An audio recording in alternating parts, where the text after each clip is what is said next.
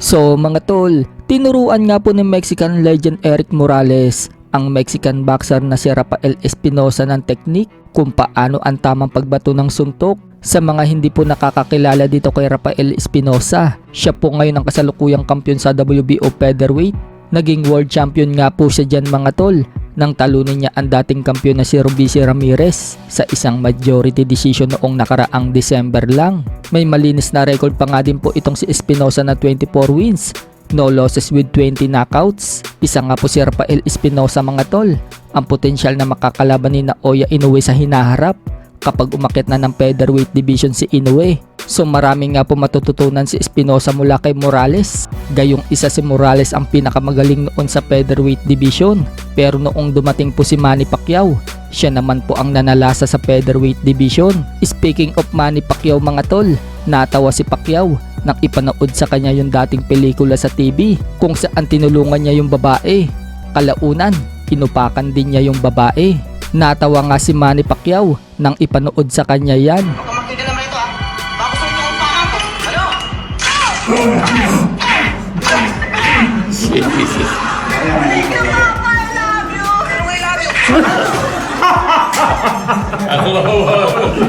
It was funny back then.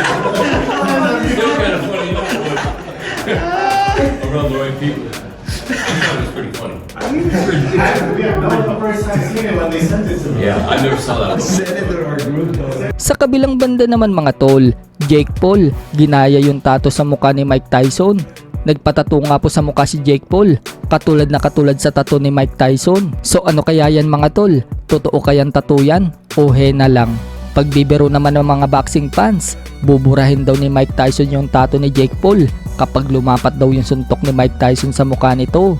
Sa July 20 na nga po ang laban na yan at ipapalabas ng live sa Netflix. Sa kabilang dako naman mga tol, pinakita na nga po ni Rolly Romero ang video ng pag-adapt niya sa Chihuahua na aso.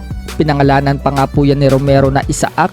Talagang iniinsulto ni Romero si Isaac Cruz. Chihuahua lang talaga ang turing niya kay Isaac Cruz. So malalaman yan mga tol kapag naglaban na silang dalawa ngayong March 30 kung Chihuahua nga lang ba itong si Isaac Cruz o isang pitbull. Kapag na-knockout ni Isaac Cruz itong si Romero, baka sabihin niyang pitbull talaga itong si Isaac Cruz. Sa ibang banda naman mga tol, 5 araw na nga lang po laban na ni Yumar Marshall kontra sa Thai fighter na si Todd Saxinam. Gaganapin po ang laban na yan sa Ninoy Aquino Stadium, District of Malate, Manila.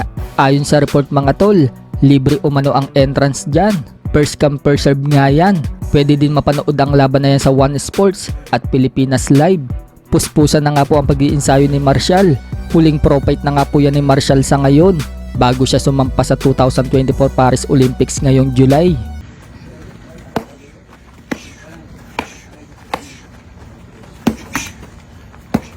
Forward.